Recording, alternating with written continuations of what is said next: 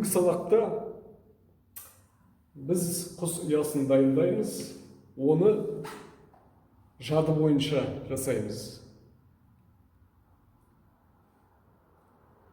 Ол үшін біз ермек саздан бір түйір аламыз, оны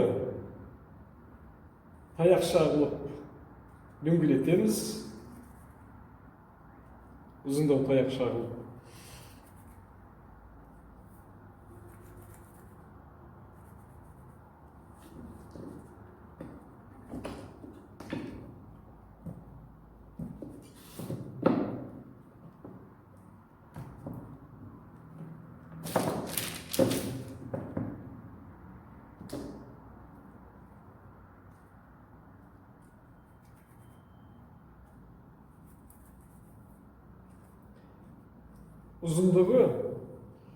Ұзындығы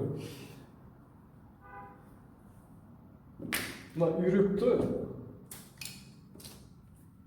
астын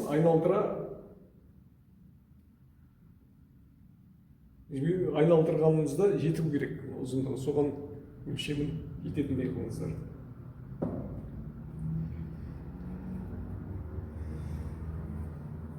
Мықты қалың болып та керегі жоқ.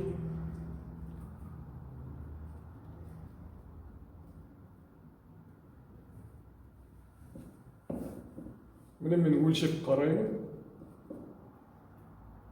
Менікі шамамен келді ұзындығымен.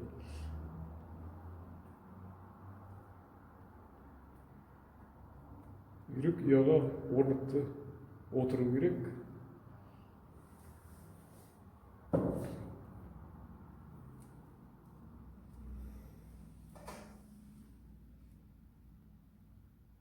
Биікте беруге болады.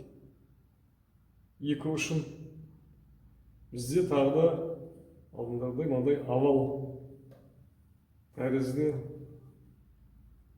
бейне шығады.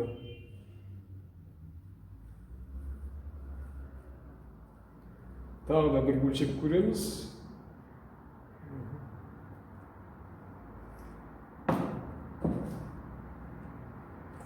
Негізі үйрек ұясын шөптің қалдықтарына, қамыстардан, талшықтардан жасайды.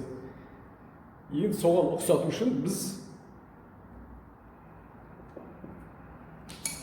ермек саз түйірлерін алып, кішкентай аяқшалар жасаймыз, жіңішке.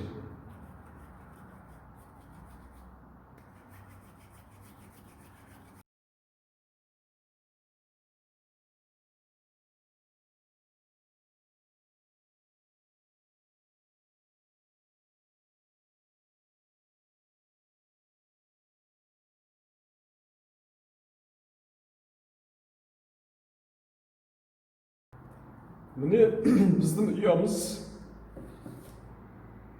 дайын болды.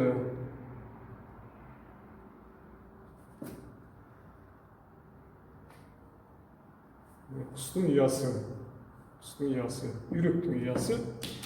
Енді үйректің мүсінін орнықтырамыз. Осының бәрі плинт тақтайшаның үстіне орналастырдық.